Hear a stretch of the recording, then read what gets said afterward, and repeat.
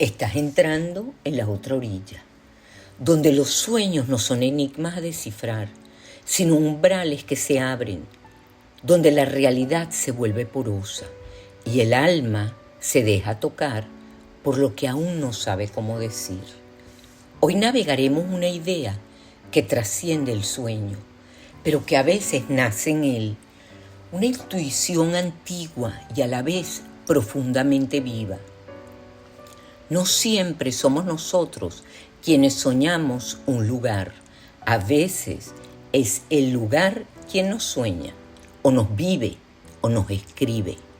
Y lo hace como puede, a través de un sueño que no nos pertenece, o de una emoción que nos desborda sin causa aparente, o de una vivencia que parece encarnarse sin haber sido elegida, o de un recuerdo súbito, o de un déjà vu que nos deja temblando.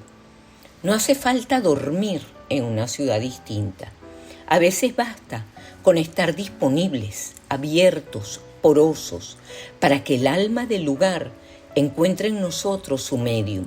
Porque sí, los lugares también hablan, y cuando lo hacen, no usan palabras, usan un cuerpo, usan alma, usan imagen, usan símbolo. Esto me ha sucedido en varias ciudades que he visitado. Y hay lugares que no solo nos llaman en esta vida, nos recuerdan desde otras. Como aquella vez en Nueva York, en donde tuve un sueño en que era yo, pero no era yo, o sí, aunque no me conozco como soy hoy. Me vi caminando por las calles de Manhattan, pero no en el presente, era otra época. Quizá los años 30 o 40. Lo supe por la ropa, por los autos, por la atmósfera, pero sobre todo por el cuerpo que yo habitaba. Yo era un hombre afroamericano de mediana edad. Llevaba un abrigo oscuro, gastado. En una mano un estuche de cuero, en la otra el peso invisible de algo que ya no se espera. Caminaba cabizbajo, como si el alma arrastrara los pies por dentro, como si la vida me hubiese vencido. Y entonces él o yo cruzamos una puerta sin nombre, una escalera angosta descendía hacia el subsuelo, un underground perdido en el tiempo. Y allí, en penumbras, estaba un club, envuelto en humo espeso, mezcla de tabaco, whisky barato y perfumes rancios. Las paredes rezumaban humedad y deseo. Las mesas redondas estaban cubiertas con manteles deshilachados. Mujeres de labios oscuros, de risas quebradas, con miradas que no buscaban futuro. Hombres ebrios de noche y derrota. El murmullo del lugar era un zumbido de fondo, como una ciudad que respira en ruina. Y sin embargo, yo, aquel hombre, me acerqué al pequeño escenario. Saqué el instrumento del estuche de cuero y sostuve entre las manos un saxofón. Yo no sé nada de música y sin embargo en ese sueño toqué. Toqué con una maestría que no me pertenece. Cada nota salía exacta, pero no por técnica. Salía viva, como si viniera de una herida abierta que al sonar curara. El jazz no era una improvisación, era rezo, era exorcismo, era la confesión de todos los hombres vencidos que alguna vez encontraron en un sótano el alma que creía perdida. Mientras tocaba, ese hombre se transformaba, ya no caminaba encorvado, recobraba la vida, recobraba la dignidad, el aliento, la luz en los ojos. Y cuando la melodía terminó, no hubo silencio. Hubo gritos, aplausos desbordados, clamores para que no se detuviera. La gente lo quería de vuelta, no al músico, a su alma. Y fue entonces que desperté, con el corazón sacudido, con el cuerpo estremecido, con la certeza de haber atravesado algo más que un sueño, una visión, una memoria de otra existencia, una encarnación simbólica, una verdad. Esa imagen me siguió durante años, como un eco, como un secreto. Y fue así que tiempo después la incorporé a mi novela, a través del espejo de las 100 lunas. Allí también hay un club de jazz y un jazzista solitario, una melodía que transforma, un alma que regresa al tocar. Porque hay sueños que no se olvidan, porque a veces el alma viaja más lejos de lo que creemos y cuando regresa nos deja música. Y luego Madrid, pero no la del sol tibio o los museos, sino la Madrid nocturna, soñada desde una cama que no era mía. Allí, entre pasillos oscuros, se dibujaban rostros que creía olvidados, voces que me hablaban sin rostro, puertas entreabiertas tras las cuales se adivinaban encuentros del pasado o que acaso sucedieron en otra vida. Soñé con cartas sin abrir, con amores clandestinos, no concertados, pero ardientes, con cuerpos que se rozan, sin destino ni promesa, pero con la intensidad de lo irrenunciable. Madrid me soñó así, como una ciudad que se viste de secreto para no mostrar lo que más duele. Desde entonces sé que no solo cambia el lugar cuando uno duerme lejos, cambia también el idioma del alma y el sueño deja de ser solo nuestro. La cama, ese altar de descanso, no es un objeto neutro, es un territorio psíquico. Cuando dormimos en cama ajena, el cuerpo se acomoda, pero el alma queda sin piel. Ya no estamos protegidos por las rutinas del hogar. La mente pierde sus mapas, el corazón sus referencias y el sueño se vuelve teatro, pero no uno conocido. El escenario cambia, los actores son otros y tú, dormido, dormida, te conviertes en figurante de una obra que no escribiste. Hay ciudades que son entidades simbólicas, no simplemente fondos, sino emisoras activas de imágenes. Y tú, al dormir allí o incluso al caminar por sus calles, no eres el protagonista. Eres el medio por el que una memoria antigua, histórica, colectiva, olvidada, se proyecta.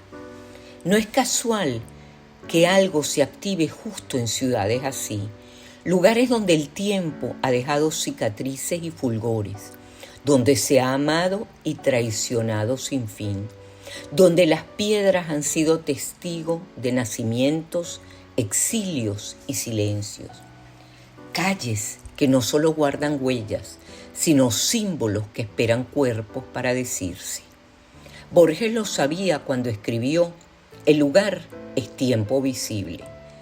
Y en el Aleph nos llevó al sótano de una casa en la calle Garay, donde un punto diminuto, el Aleph, contenía todos los lugares del universo, vistos desde todos los ángulos posibles. No era la casa el Aleph, era ese punto oculto, minúsculo, donde lo infinito se hacía presente. ¿Qué es una ciudad sino un Aleph expandido? Un archivo de memorias flotando en el aire, un cementerio de símbolos esperando ser activado. Y tú, que solo querías dormir, terminas siendo elegido. La ciudad abre su álbum y tú sueñas con recuerdos que no son tuyos. Pero esto no ocurre solo en sueños. Hay lugares que nos tocan también durante la vigilia, espacios donde la realidad parece abrir una grieta y algo invisible, pero intensamente real, se cuela por ella. Y es entonces cuando ocurre lo inesperado, lo que no debería suceder, pero sucede. Como le ocurrió a Jung en Rávena. En su escrito Recuerdo de Rávena, narra una vivencia desconcertante.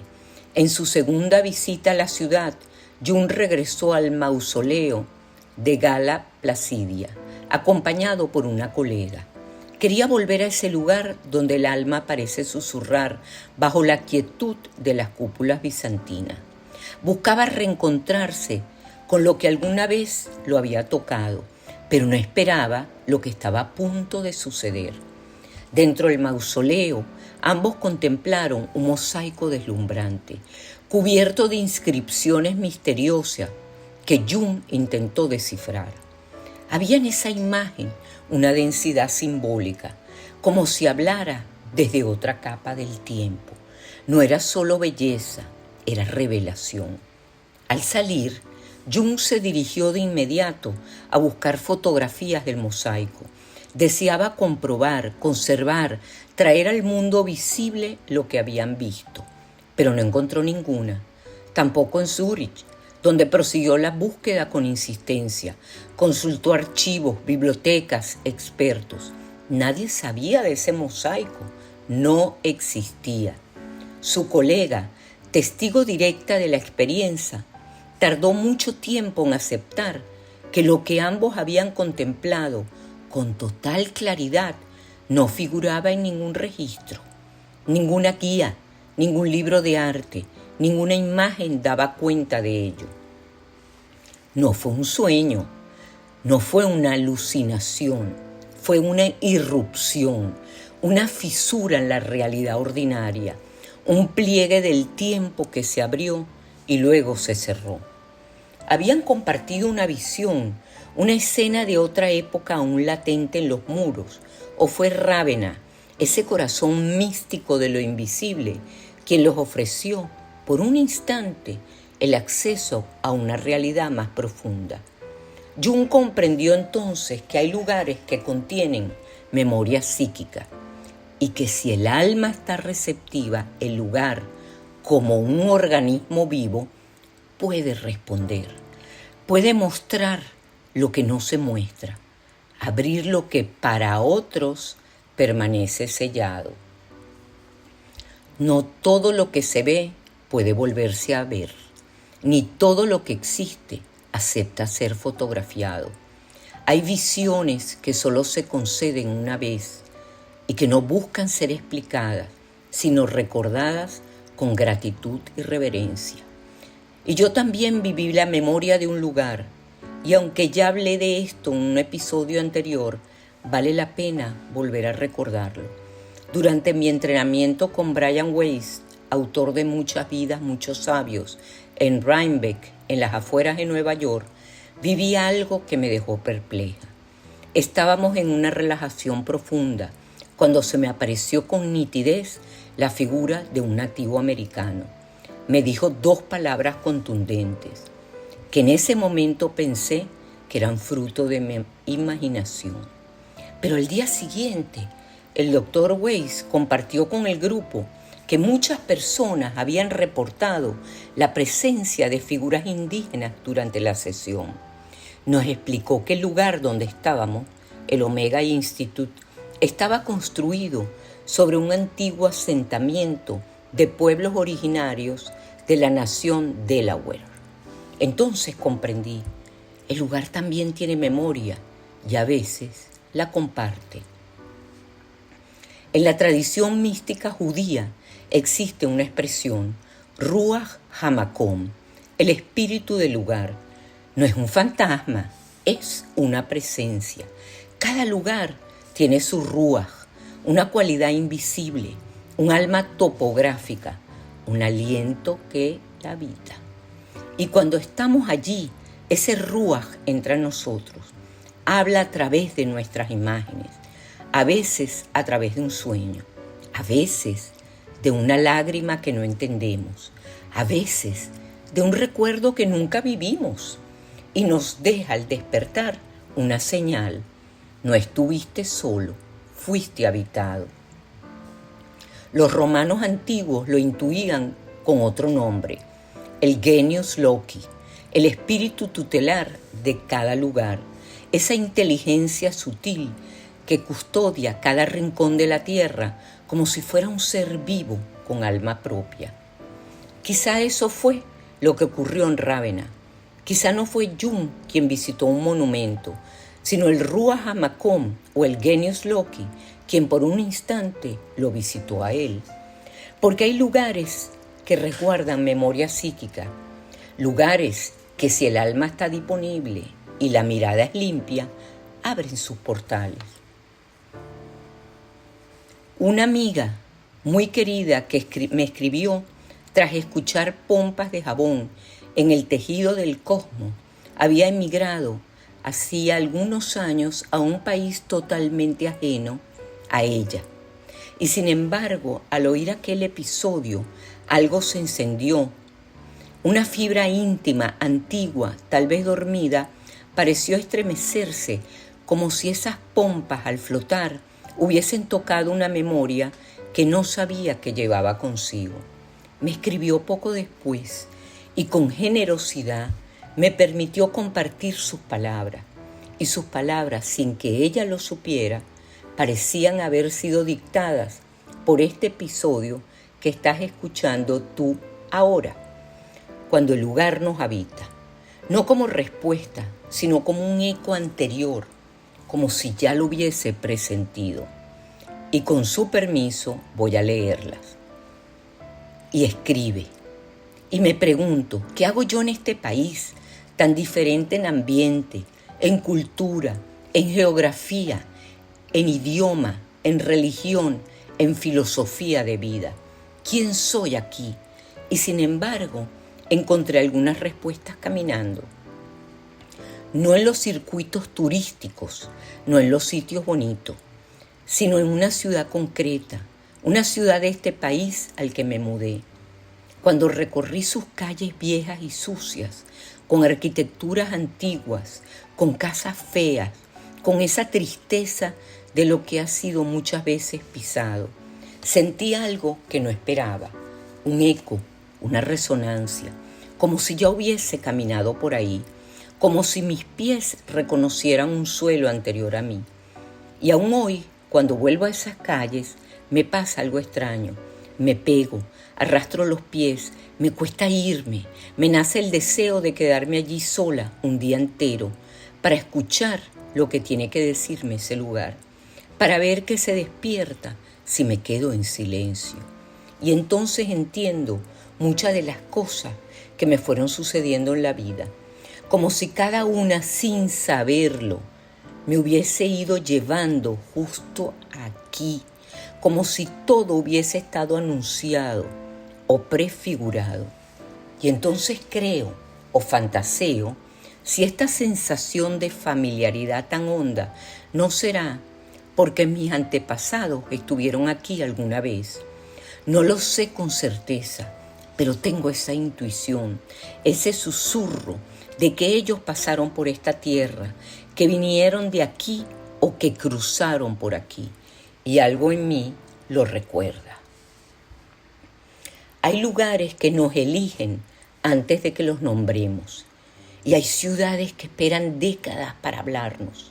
Pero cuando por fin lo hacen, no lo hacen con palabras, lo hacen con cuerpo.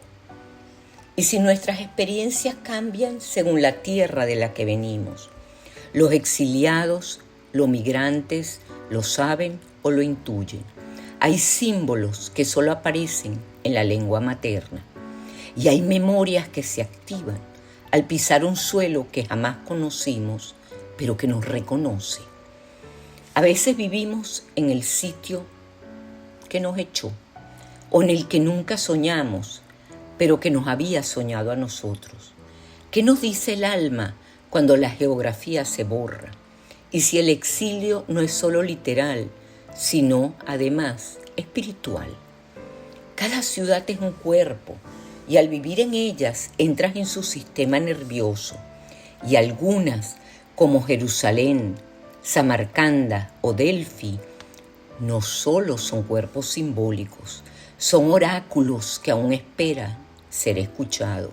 Ciudades donde cada piedra susurra un enigma. Jung habló del inconsciente colectivo, pero hay algo más específico, un inconsciente de lugar, una especie de archivo simbólico local, un campo de resonancia. Cuando dormimos o caminamos con el alma abierta, sintonizamos con él y entonces sentimos por el campo como si el alma actuara como antena. No todo lo que sentimos es nuestro. Algunas emociones son préstamos, otras encargos. Si el alma es un teatro, la escenografía no es neutral. Cambiar de cama es cambiar de telón. Cambiar de ciudad es dejar que otro director monte la obra. Y tú, el habitante, te entregas como actor sin libreto. Y al despertar, algo ha cambiado. No sabes qué, pero sabes que no viviste solo. Cuando no comprendes lo que estás sintiendo, no es siempre porque estás confundido. A veces es porque eso, lo que sientes, no estaba destinado a explicarse, solo a manifestarse. Fuiste medium, fuiste puente. La ciudad necesitaba un cuerpo disponible para expresarse y te eligió. Si algo en este episodio vibró contigo, si alguna ciudad te recordó sin saber por qué, no lo ignores. Hay llamados que no llegan con voz, pero que se sienten en los huesos. Esta noche, al recostarte en tu cama, propia o ajena, pregúntate esto: ¿qué parte de mí pertenece a esta tierra? ¿Qué parte aún busca otra? ¿Qué símbolos se activan solo cuando estoy lejos? ¿Y cuáles se ocultan cuando estoy en casa? Porque tal vez lo que vives no te pertenece del todo. Tal vez eres parte de un gran guión territorial. Y al cerrar los ojos o al arrastrar los pies en una calle cualquiera, la ciudad no solo te usa como oráculo, tal vez al hacerlo, también reescribe el mapa de tu alma y quizás también nos reescribe a nosotros. Nos encontraremos muy pronto en otro cruce, en otro territorio, donde el alma al fin se deja escribir por el lugar.